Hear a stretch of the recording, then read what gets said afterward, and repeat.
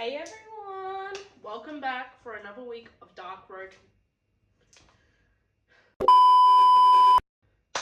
Welcome everyone back to another week of Dark Roast Mysteries. This week we're going to be doing something a little different with it.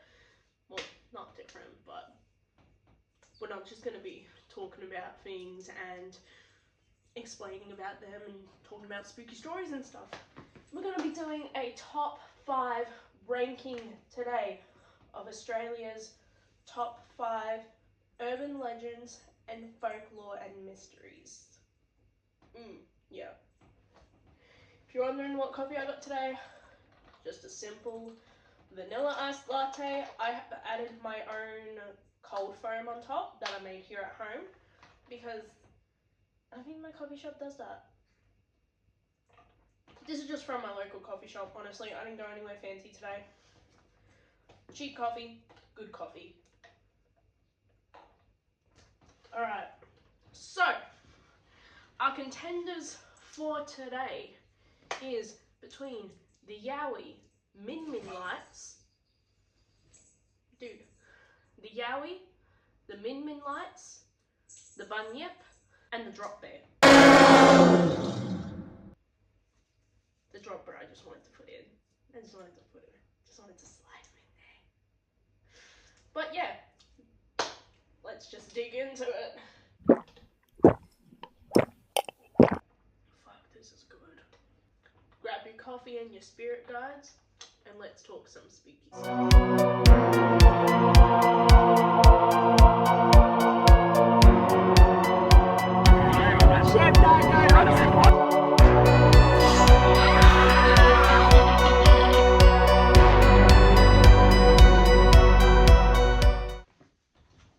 Also, I don't know if you guys have noticed, but we have some new guests on our show.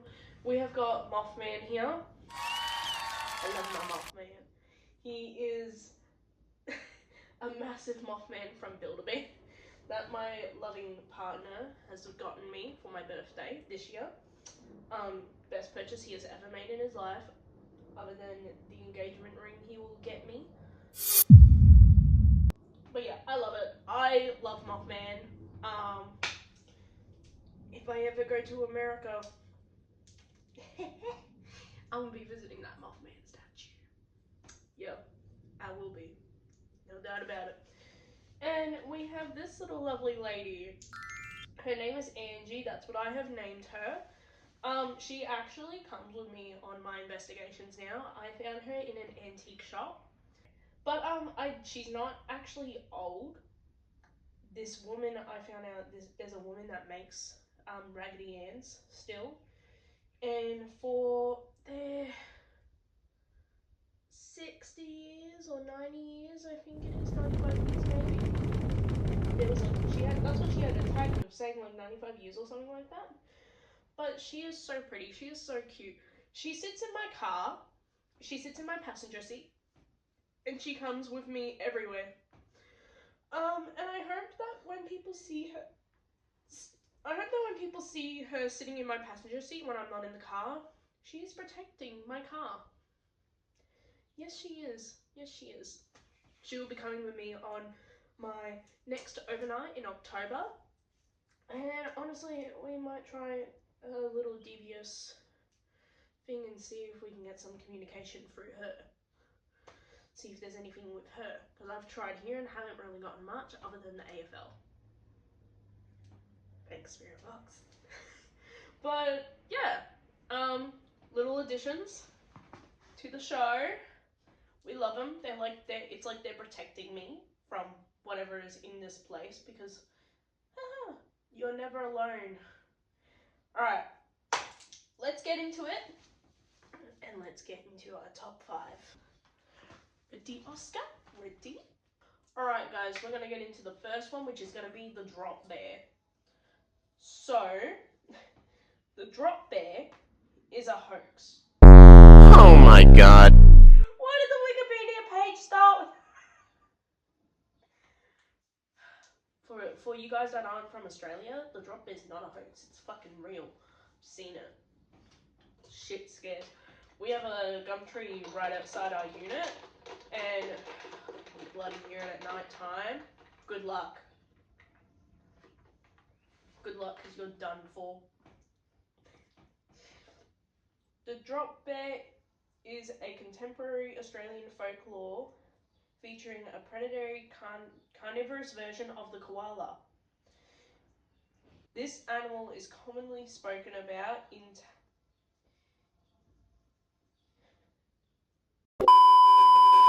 Alright, so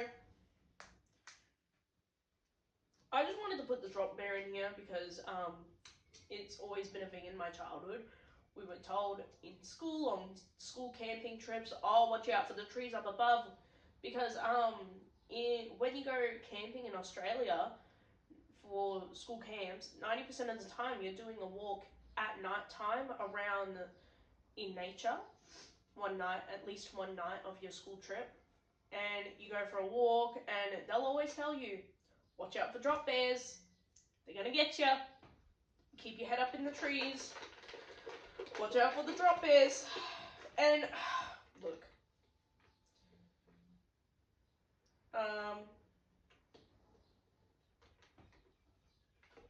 the fact that people still believe in this one is quite hilarious. Like people from America and stuff. They're like, oh my god, how many drop bears have you seen? And I'm like, what? No one told you? Alright, fine. I'll lie to your face. Alright, the drop bear is a hoax in contemporary Australian folklore featuring a predatory carnivorous version of the koala. This imaginary animal is commonly spoken about in tall tales designed to scare tourists. While koalas are typically docile herbivores and are not bears, drop bears are described as unusually large and vicious marsupials that inhabit treetops and attack unsuspecting people or other prey that walk beneath them by dropping onto their heads above. The origin of the drop bear myth is unknown. It has been attributed to a sketch in the Paul Hogan show in which koalas jump out of the trees and attack a man. However, others say it began as a scary story for children or as a trick played on soldiers visiting Australia for training. Imagine coming to Australia to train as like an army soldier and you get told to watch out for a massive koala. That's actually kind of funny, I'm not gonna lie. We're starting off very lighthearted here. In 1967, article in Army, the Australian Army's newspaper, mentions a dreaded drop bear, and a 1976 article about an army base refers to the legends and stories of drop bears and hoop snakes that supposedly originated there. Other early appearances in print include a Royal Australian Navy news article in 1978 and a classified advertisement in the Canberra Times in 1982. Drop Bears, an Australian band, formed in 1981. That's kind of a sick name though. I can get with that. Alright. Stories about drop bears are generally used as an in-joke intended to frighten and confuse outsiders while amusing Stories about drop bears are generally used as an in-joke intended to frighten and confuse outsiders while amusing locals. Similar to North American fearsome critters such as the jackalope, tourists are the main targets of such stories.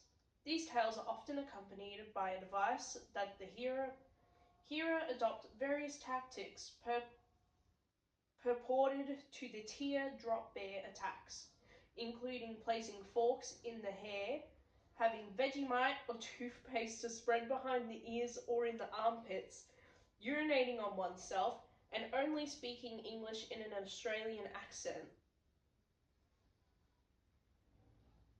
I hope you're confused as I am right now. I've never heard about these things to herd away drop bears.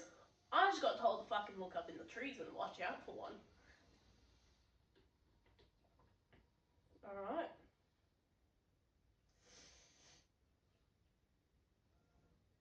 That's kind of all the information you get on a drop bear. You don't get much. I'm pretty sure there was a thing about they could weigh up to 5 tons or something.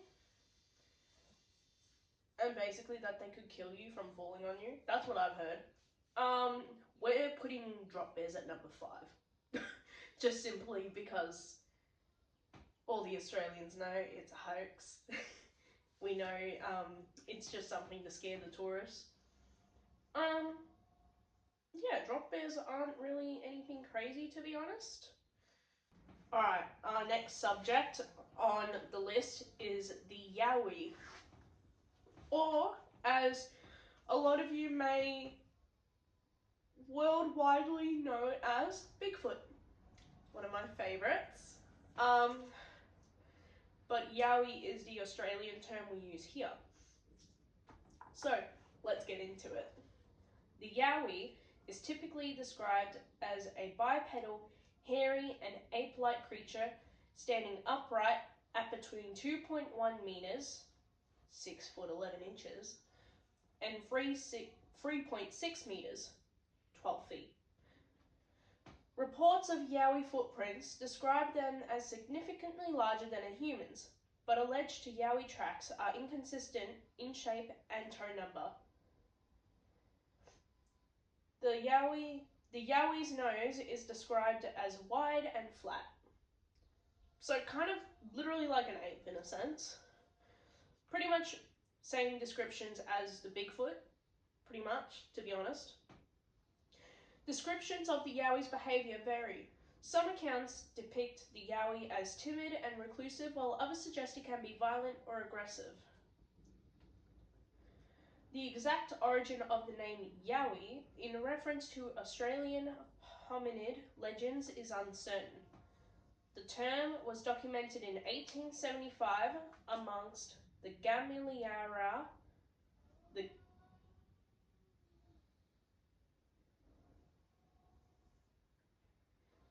I don't think that's going to catch on camera, but I just heard someone go,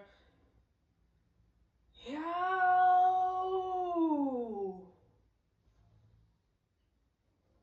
I hate that. I hate the area I live in. I hate it. Man, you hear some of the craziest things here. It's crazy. Anyways, in 1875, among the Gamilliara people by Rev.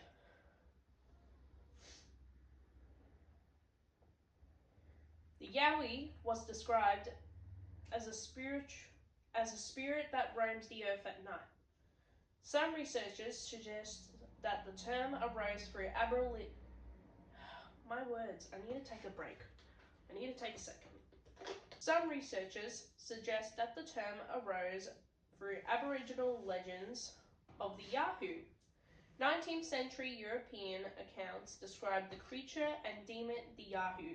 Specifically, the entry of Robert Holden, who described it saying, "The natives of Australia believe in the Yahoo." Another story about the term's origins come from an Aboriginal source. One account from Old Bungaree, a Goodina elder, stating that the Yahoo was an ancient race that once inhabited Australia.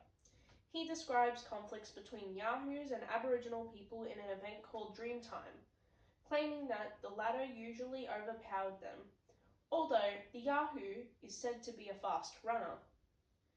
Additionally, some scholars propose that the Yowie legend may have been influenced by European folklore. Possible sources for this claim.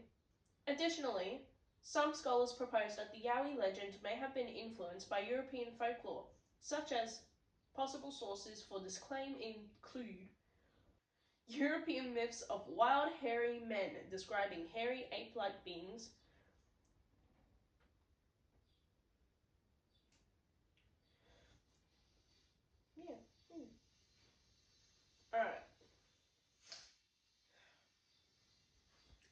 happy that. Now, the Yowie. Yowie as Bigfoot it's probably one of the one creatures that has the most sightings, such as Bigfoot does, and has so many believers of it, me being one of them. I actually think I need to get a tattoo of Bigfoot at some point, maybe like a little one behind my ear or something. Cause get this, when I was a kid, my dad loved having me watch Bigfoot shows with him. So we would watch Finding Bigfoot late at night in the lounge room at like midnight. We'd be watching it. It was so fun. And I think that's kind of where all of my urban legend lore started, pretty much. Because then after that, I got into watching, I think it's Monster Hunters. It's the one of the group of rednecks that search for urban legends and mythical creatures in the mountains in America. I quite love it.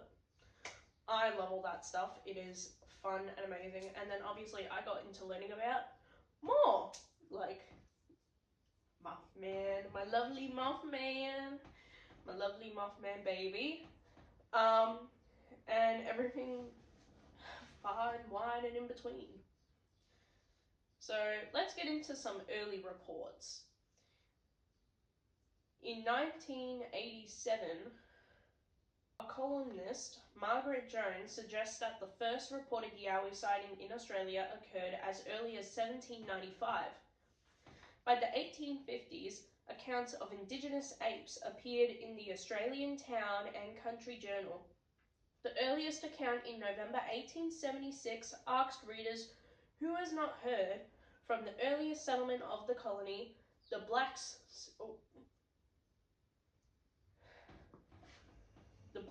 speaking of some unearthly animal or inhumane creature, namely the Yahoo Devil or hairy man of the wood. In 1882, amateur naturalist Henry James McCooey claimed to have seen an indigenous ape on the New South Wales south coast between Bateman's Bay and Ulladulla, I think that's how you say it.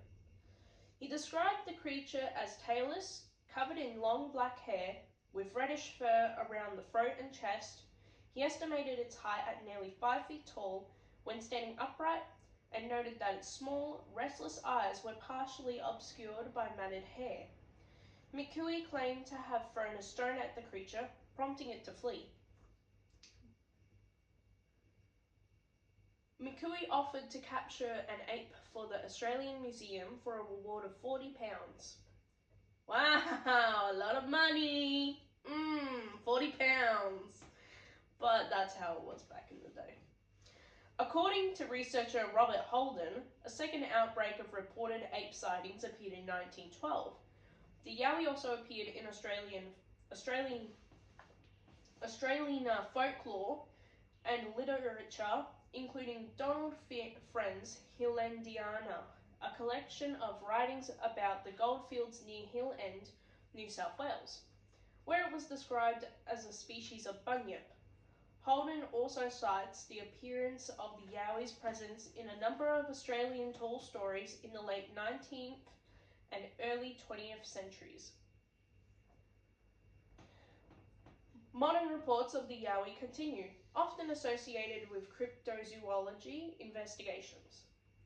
One such case involved top-end Yowie investigator Andrew McGinn, who claimed the death and mutilation of a pet dog near Darwin could have been the result of an attack by the mythological Yowie. When a dog dies, man, that's something else. God, we don't like that. But there is another thing about the Yowie, and let me find it. Okay, there's this woman I've heard about called Sarah Bignell, who has a podcast called Yowie Central. plug it. I will put it right here, and I'll put the link in for you guys if you're interested. I found her from a podcast that I listen to quite a bit, actually. It's the Kyneton. I'm gonna say it wrong, and I'm gonna get told off for saying it wrong. I already know. It's the Kyneton Paranormal podcast, and pretty much in episode 18 of the Kyneton Paranormal podcast, Dolly, who is the lady of the podcast, she discussed with Sarah Bignall about the Yowies. So they get into it, and Sarah has collected hundreds of witness interviews on her podcast over the last 6 years, and she's striking, passionate, and she's an advocate for the often misconstrued picture of the terrifying beast. She describes them as a lovable, highly intelligent healers and is a wealth of knowledge of the hairy fellow. She also has a ghost called George. That didn't need to get put in there. But Sarah actually believes that the Yowie is a bit of like a mythical, otherworldly soul being. Kind of like spirits in a sense, but they will only let you see them when they feel like you are worthy to see them. Kind of like a spirit in a sense. But yeah. So we're gonna put the Yowie at number 4 because he's not a hoax, but he's not really, well, not really harmful or scary from where I get it, at least. They're not very terrifying to me. It's not something that I'm going to be scared of seeing out in the bush. If I saw one today out in the bush, or saw one like just today in general, I'd be quite intrigued. Honestly, I'd be very intrigued. Maybe we'll have to do an episode just on Yowies and maybe talk to Sarah. That could happen. But yeah, let's move on to the next one. Okay, guys, so the next on the list, number 2, we have the bunyip. Let's dig into it. This is like probably the only time I've actually fully researched into the bunyip. I've heard of them, and I think I heard about it when I was younger because in primary school here in Australia, you have some days where you'll have like Aboriginal people come in and talk about dream time and connections to the land and stuff and about history. And you know what? It's really fascinating. I love it. I love to learn about the people that are connected to the land. I think that's kind of one of the reasons why I got into spirituality and all my witch stuff, because I want to feel more connected to the land that I live on. And as much as I am white and I'm not from this land, I want to be more spiritually grounded as I can be and more connected to the land that I was born on. Yeah, anyways. The bunyip is a creature from the Aboriginal mythology of southeastern Australia, said to lurk in swamps, billabongs, creeks, riverbeds and waterholes. The bunyip is part of traditional Aboriginal beliefs and stories throughout Australia. While its name varies according to Aboriginal nomenclature, in his 2001 book, writer Robert Holden identified at least 9 regional variations of the creature known as the bunyip across Aboriginal Australia. The bunyip has been described as amphibious, almost entirely aquatic. There are no reports of the creature being sighted on land, is why. Inhabiting lakes, rivers, swamps, lagoons, billabongs, creeks, waterholes, sometimes particular waterholes in the riverbeds. Physical descriptions of the bunyip vary widely. George French Angus may have collected a description of a bunyip in his account of a water spirit from the Murundi people of the Murray River before 1847, stating it is much dreaded by them, it inhabits the Murray, but they have some difficulty describing it. Its most usual form is said to be that of an enormous starfish. The Chalikum bunyip, an outline image of a bunyip carved by an Aboriginal people into the bank of Fiery Creek near Ararat, Victoria. Next time we go to Ararat, we're going to have to check it out. Was first recorded by the Australian newspaper in 1851. According to the report, the bunyip has been speared after killing an Aboriginal man. Antiquarian Reynold Johns claimed that until the mid-1850s, Aboriginal people made a habit of visiting the place annually and retracing the outlines of the figure of the bunyip, which is about 11 paces long and 4 paces in extreme breadth. The outline image no longer exists. Robert Burrows Smith's Aborigines of Victoria, 1878, devoted 10 pages to the bunyip, but concluded, in truth, little is known among the blacks respecting its form, covering, or habits. They appear to have been in such dread of it as to have been unable to make note of its characteristics. Eugene Lewis McNeill recalled from her childhood memory in the 1890s that the bunyip supposedly had a snout like an owl, a mopoke, and was probably a nocturnal creature by her estimation. The bunyips, presumably seen by witnesses, according to these descriptions, most commonly fit one of two categories. 60% of sightings resemble seals or swimming dogs, and 20% of sightings are of long-necked creatures with small heads. The remaining descriptions are ambiguous beyond categorization. The seal dog variety is most often described as being between 4 and 6 feet long with a shaggy black or brown coat. According to reports, these bunyips have round heads resembling a bulldog, prominent ears, no tail, and whiskers like a seal or otter. The long-necked variety is allegedly between 5 and 15 feet long and is said to have black or brown fur, large ears, small tusks, a head like a horse or emu, an elongated maned neck, about 3 feet long and with many folds of skin, and a horse-like tail. The bunyip has been described by natives as amphibious, nocturnal, reclusive, and inhabiting lakes, rivers, swamps. Bunyips, according to Aboriginal mythology, can swim swiftly with fins or flippers, have a loud roaring call, and feed on crayfish, though some legends portray them as bloodthirsty predators of humans, particularly women and children. As a result, Aboriginal people purposely avoided unfamiliar bodies of water lest there were bunyips lurking in the depths. Bunyip eggs are allegedly laid in platypus nests. That's interesting. Now, don't quote me on saying this word. I'm going to say it wrong. I already know.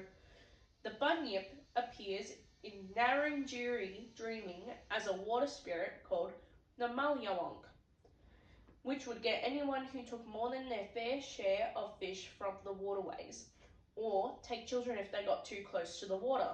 The stories taught practical means of ensuring long-term survival for the Narrandjeri, embodying care for country and its people. Ugh, God. Alright, we're in the sightings now. During the early settlement of Australia by Europeans, the notion became commonly held that the bunyip was an unknown animal that awaited discovery. Unfamiliar with the sights and sounds of the island continent's peculiar fauna, early Europeans believed that the bunyip described to them was one more strange Australian animal, and they sometimes attributed unfamiliar animal calls or cries to it. Scholars suggest that also 19th century Bunyip lore was reinforced by imported European folklore, such as that of the Irish puka. A large number of Bunyip sightings occurred during the 1840s and 1850s, particularly in the southeastern colonies of Victoria, New South Wales, and South Australia. As European settlers extended their reach, the following is not an exhaustive list of accounts. In July 1845, the Geelong Advertiser announced the discovery of fossils found near Geelong under the headline, "Wonderful Discovery of a New Animal." This was a continuation of a story on fossil remains from the previous issue. The newspaper continued on the bone being shown of an intelligent Indigenous person. He had once recognised it as belonging to the Bunyip, which he declared he had seen. That was the Bunyip. On being requested to make a drawing of it, he did so without hesitation. The account noted a story of an Aboriginal woman being killed by a Bunyip, and the most direct evidence of all, that of a man named Mumboran, who showed several deep wounds on his breast made by the claws of the animal. Shit. God damn. The account provided this description of the creature. The Bunyip then is represented as uniting the characteristics of a bird and of an alligator. It has a head resembling an emu with a long bill, at the extremity of which is a transverse projection on each side. With serrated edges like the bone of the stingray, its body and legs partake of the nature of the alligator. The hind legs are remarkably thick and strong, and the forelegs are much longer, but still of great strength. The extremities are furnished with long claws, but the Aboriginals say its usual method of killing its prey is by hugging it to death. Oh, that's so cute! Well, I mean, it's not, I'm not gonna lie, hugging to death reminds me of that scene from Stories to Tell in the Dark. I'll show you the scene. It's like of this pale white like woman creature thing, and she's in the hallway, and then she comes out with arms and she like wants to hug the kid, and then when she gets to hugging the kid, he fucking disintegrates into her. That's terrifying. Oh my god. That's like me hugging Oscar to death. When in the water, it swims like a frog, and when on shore, it walks on its hind legs with its head erect, in which position it measures 12 or 13 feet in height. God damn. That's tall. Shit. Shortly after this account appeared, it was repeated in other Australian newspapers. This appears to be the first use of the word bunyip in a written publication. God damn. God damn. God motherfucking damn. That's crazy. So yeah, the bunyip is kind of terrifying, I'm not gonna lie. I think the bunyip is quite good at number 2 because it's, if you live in Australia, you know about the bunyip, pretty much. And if you don't, then you weren't taught it at school, obviously, or you didn't want to learn about the land enough to know about the bunyip, I guess. We are up to the number 1 spot, and that is, drumroll, the Min Min lights. Let's get into it. The Min Min light is a phenomenon that has often been reported in outback Australia. The Min Min lights are mysterious ground-based orbs of light, often described as hovering or moving erratically, that first appear in remote areas of Australia. Stories about the lights can be found in several Aboriginal Australian cultures predating the European colonisation of Australia, and have since become a part of wider Australian folklore. Some Indigenous Australians hold that the number of sightings has increased in conjunction with the increase. Some Indigenous Australians hold that the number of sightings has increased in conjunction with the ingression of Europeans into the outback. While it has been claimed that the first recorded sighting dates to 1838 in the book 6 Months in South Australia, it is possible that the event described is a different phenomenon. The origin of the name Min Min is uncertain. It could be connected to an Australian Aboriginal language from the Cloncurry area, or it could be connected to the Min Min Hotel, located in a small settlement of the same name, where the light was observed by a stockman in 1918. Neither connection has been substantiated. Non-Indigenous folklore and tales of the Min Min lights tend to characterise them as a mysterious phenomenon and fit into understandings of the land which are characterised by the Australian Gothic. Min Min lights are often portrayed as bening, yet frightening, bening, B-E-N-I-G-N, bening, as bening, yet frightening and unknowable to those who experience them. Accounts of the light appearances vary, though they are most commonly described as being fuzzy, disc-shaped lights that appear to hover just above the horizon.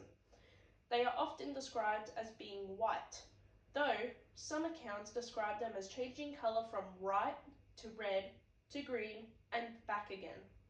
Some accounts describe them as being dim.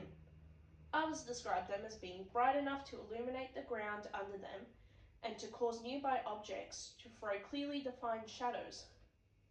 According to folklore, the lights sometimes follow or approach people and disappear when fired upon, sometimes very rapidly, only to reappear later on. And anyone who chases the lights and catches them will never return to tell the tale. Some witnesses describe the light as appearing to approach them several times before retreating. Others report that the lights were able to keep pace with them when they were in a moving motor vehicle. Crazy. Now, the appearance is kind of like a flashlight, in a sense. The way it's described, it's literally like you see a flashlight in the distance. Yeah. Sightings often occur on lonely flat terrain in the outback, sometimes near bodies of water or areas where water was once present. Many Aboriginal groups believe the lights are the spirits of their ancestors travelling across the land. Some stories suggest the lights act as guardians of sacred sites, sometimes scaring away people. Some legends connect the lights to a notorious outback hotel that burned down, with sightings believed to be the vengeful spirits of its victims. In some areas, seeing the lights is considered a bad omen, or it's said that anyone who tries to chase them will vanish forever. But yeah, I think with the ratings we have, I think we are gonna move. Hey everyone, so yeah, I did actually not record where I placed everyone because I'm silly. So at number 4, we are doing the drop bear because, yeah, don't need an explanation. At number 3, we're going to do the Sasquatch. The Yowie, it's the Yowie. At 2, we're going to do the Bunyip. And at 1, we got Min Min Lights as our winner for today.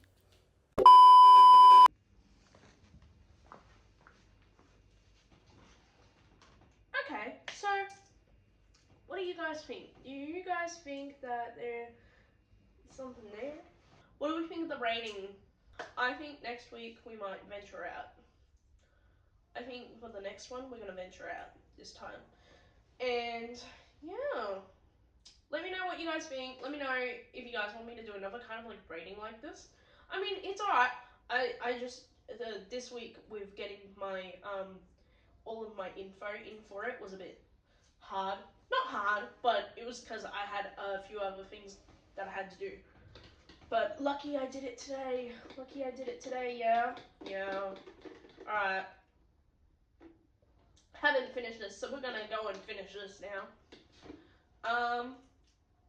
Thank you guys for watching, as always. I am grateful for everyone that watches and everyone that gives these videos attention. I would not have started this if... Why am I getting all thing? I'm not even that big at the moment. Thank you guys for watching. Thank you guys for putting the time in your day to watch this video or listen to it or whatever. You could be driving and listening to this right now, or you could be watching this on the toilet. I do not care. You are watching and you are putting time and effort into watching the content I create. So I am grateful for you guys. Alright. Thank you guys for watching today, and I will see you in the next one. Stay spooky, guys.